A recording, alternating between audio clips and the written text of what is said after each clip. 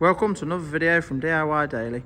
Just put together a full step-by-step guide, just showing you how to replace the HID headlamp and ballast on this 2009 Vauxhall Insignia. It's quite a common issue. The headlight's not working on the driver's side. We've tried a bulb in it, but it's actually a common issue relating to the headlight. The headlights leak, get water in them. The ballast sits right on the bottom of the headlight. Water basically sits in the joint there and corrodes all the connection. Now sometimes you can get away with just the ballast and repairing the headlight. The ballast doesn't always go due to corrosion. Sometimes it can be that the ballast fails. But there's a couple of checks that you do want to do first before jumping straight in at the ballast. Obviously, there's the bulb. There is a fuse relating to each side headlight as well. But the HID bulb, it's one of these D1S type bulbs. If you check the description below, I'll put a link to one of them bulbs and where you can get it from as well.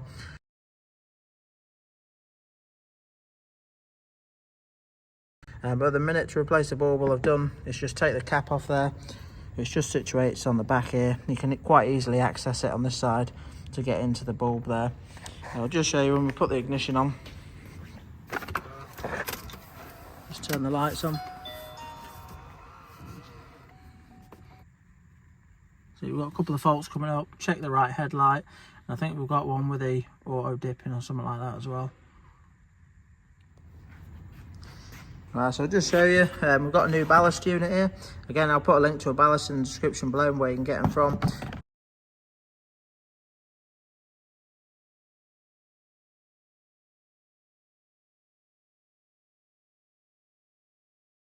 We've got the new headlight, so you don't always have to replace the headlight. You can repair the headlight as well, but on this one, we want it right. We don't want any issues with it again, so we're going to fit a new headlight with it. But basically the ballast fits right on the bottom here, and there's 4 fixing points for the headlight. There's one which is on the bottom here, right underneath it. Just flip it over.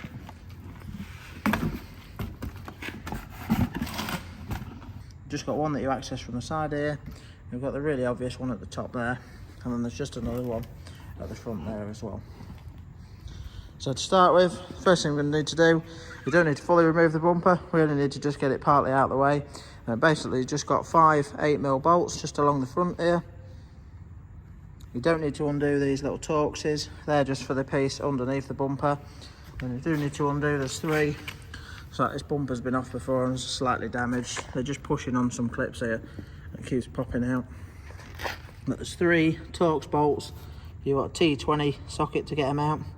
I'm not quite seeing that one very well, but it's basically 3 Torx bolts just on the side here that you need to get out. So just to start with, we'll get these 3 bolts out down there, the 5 8mm across the front, then we'll run you on to the next step after that. Just before we do get started as well, if you haven't already subscribed to the channel, if you just click the red subscribe button below to make sure you don't miss out on any future content. We've got quite a few other videos on the Vauxhalls, a few more on there you might want to check out, but we've actually got another headlight issue on the Vauxhall, same age, on an Insignia, which was relating to the fuse box issue. You might want to check that out. And we've got a video for doing the timing belt and water pump on this same engine as well.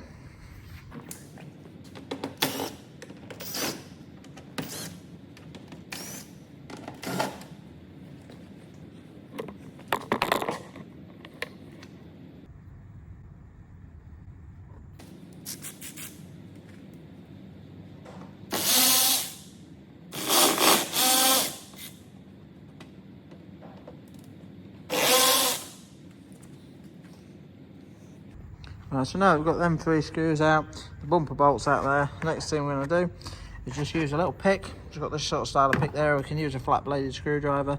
Just need to get underneath that side of the connector there and just get in on the connector. Just sort of work it up. As you work it up, it'll actually push the connector back. So just pop that off. Just get that out of the way. Just going to undo this little 7mm just so we can get access to it now. The next thing we're going to do is just grab the bumper. I know that this one will come off fairly easy because it's a bit sort of weak on the connections there, but you just sort of need to tug it from this side just to release it from the clips there, and we should be able to pull it slightly forward out of the way.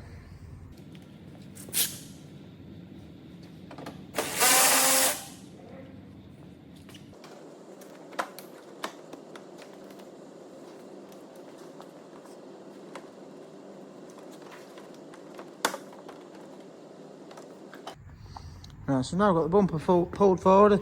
As you pop it off there, to get this front piece off, you just need to sort of unhook it from over them little Torx pieces there. It just grabs on there a little bit. So if you just lift it over them, both sides, just give you a bit of scope for just pulling the bumper forward, that's all. Now that's out of the way, if you just look down, just from sort of this area here, you can just see, just try to put the camera in there, there's another little 7mm. You just need to get on that. I'm just going to, if you just pull it forward, it's really easy to access. You just want a bit of a long extension on there to get to that one. I'm just going to undo that one, and then just underneath the wing area, there's another 7mm there. Just going to undo that one as well.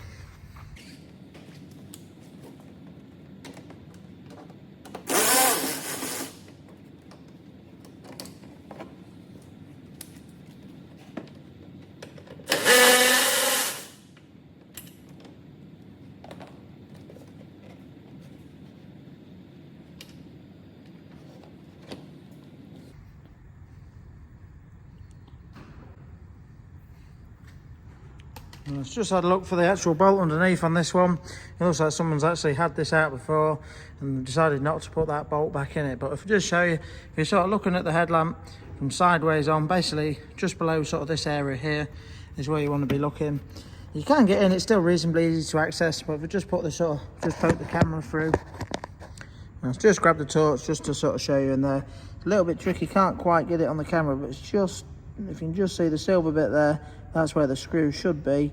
But it's actually, it's not as bad as it looks a bit far under there, but while you are out with a little ratchet and a 7mm on, you can actually quite easily get your hand underneath and through and just in, and you can access it, not too bad at all really. I'll have a look round for a screw, see if I can find one similar. It should be a 7mm, same as the others, so I'll see if I can find one, and when we're refitting it, just put that back in just to show you it's not too bad to do. So but now that that's all the bolts out, well, just to get the headlight out, you just need to sort of have the bumper slightly out of the way and just work the headlight out of its place. We'll just do that now.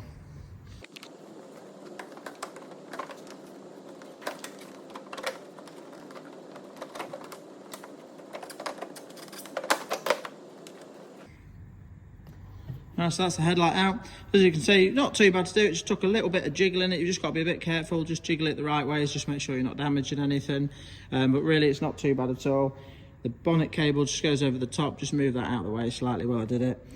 But now that we've got it out, you can just see on the underneath, just got the ballast there. Obviously, if you was just replacing the ballast at this stage now, you can pretty much just use a Torx socket. Just get the ballast off, swap it over, just rebuild everything exactly as we took it apart. And just while we've had that upside down there with the cap off, you can just see we've just got a bit of water come out the headlight, and that's the issue. What's happened with this one, it's got in there, obviously got in the ballast, damaged the ballast. So but I'll just get the new headlight, swap all the bulbs over, put the new ballast on. We'll get on to refitting it. I'll speed through some of the refitting, just show you that we've managed to get that bolt in if we find one, and then just go on to just checking it at the end, just making sure it's okay.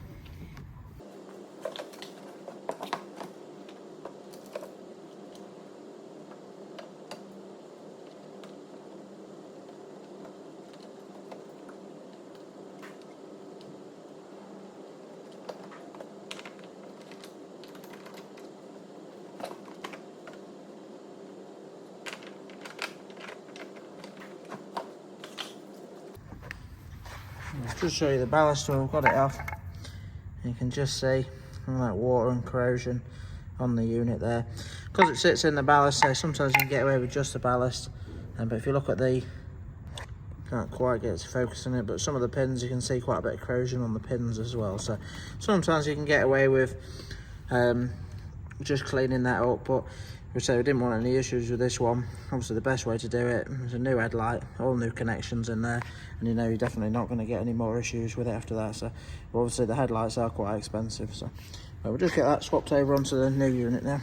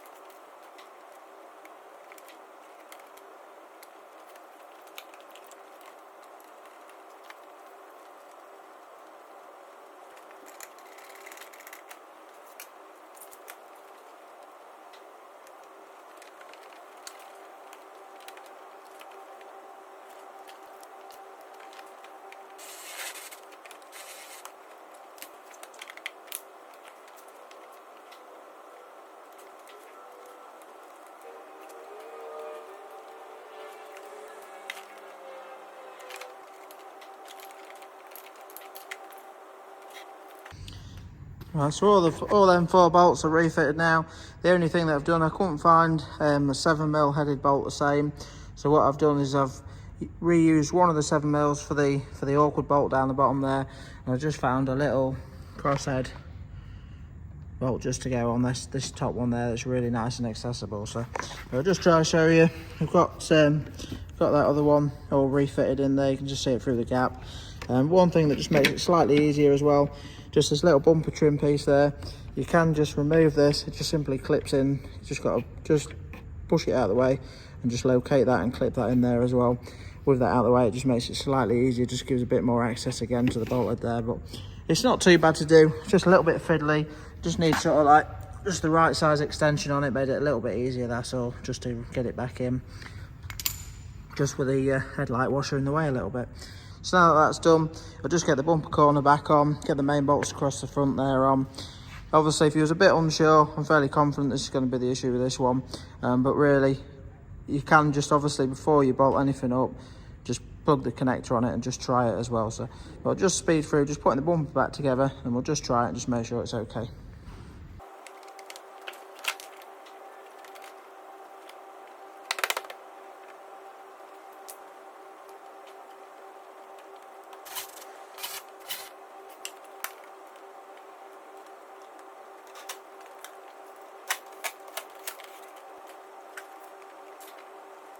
Right, so everything's back together now. As you can see, not too bad a job to do really.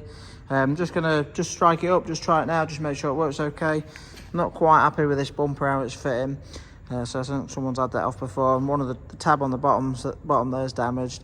But I might just see if I can just do something with that just to keep it in a bit better. So I'll just pop the ignition on now, just try the lights. Just see the lights on now, so definitely fix the problem. Nice shiny headlight there compared to the other side. If we just strike it up now, it might not clear the code instantly. You might need to strike it up for it to register. You can just see we had the fault on there with the light, although it is working now. We'll just give it a minute now that it's running. Turn the lights off.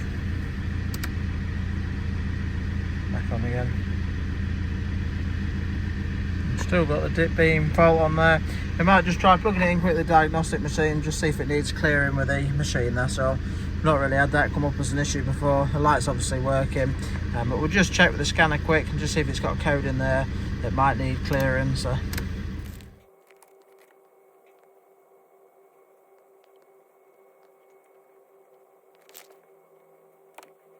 so we've done a full scan with the top down Phoenix Light 2. We have got quite a few fault codes in here. These might not all be relating to the issue that we've got, but we'll just have a quick flick through to see what we've got.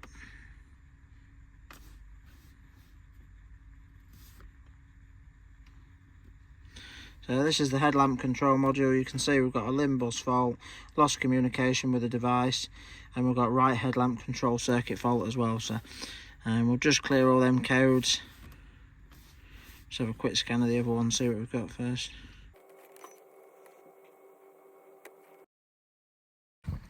Right, so now that we've reset all the codes, we've actually still got an issue. If we just turn the lights on again, just let the bonnet message clear, you'll just see we've still got a fault about the check right dip beam there. I'll just show you quickly under the bonnet. Just recheck the fuses with the ignition on. 49 and 50 are both the fuses for the headlights there. Obviously I only really need to check the one for the driver's side. I'm just going to run through a few little bits. So I've not had an issue with one of these before. After fitting the ballast, it isn't a genuine Vauxhall ballast. I've fitted quite a few of these aftermarket ones without any problems, but just looking into the actual ECU for the headlight, there is an option here. The one fault code that we've got left is this U521. Lost communication. Right, so we just had to skip the video a few days. Got to the bottom of the problem now, and just see if we just turn the headlights on. We've got no error message now about the right hand headlight. It's working as normal. Obviously it was working before, but it just kept coming up with the error message, that's all. And obviously we had the fault code in the headlamp ECU there. Now I tried a few bits. I tried a bulb in it just to make sure. I didn't think it was that, but I did just try one just to cancel it out. But the fault was actually relating to the ballast that we fitted. Now this is one of the cheaper ballasts that got off eBay. I have fitted these in the past without any problems. but unfortunately this one was actually like a faulty unit. Does make me think for the future they will probably fit some of the genuine Hella unit next time, so that's what I had to get this time. But I'll put a link in the description to both, whether you want to try the cheaper one. So I've fitted them in the past without any hassle, but I'll put a link to a genuine Hella one as well. They are quite a bit more money, but obviously there is a quality difference there. So but since we've fitted the unit, the message has gone out. We've gone into the headlamp control module now. You can clear the fault code and it's stayed out and everything's working as it should do. So but yeah, hope the video helped. If it did, give it a quick thumbs up and subscribe to the channel. Thanks for watching, and we'll see you next time.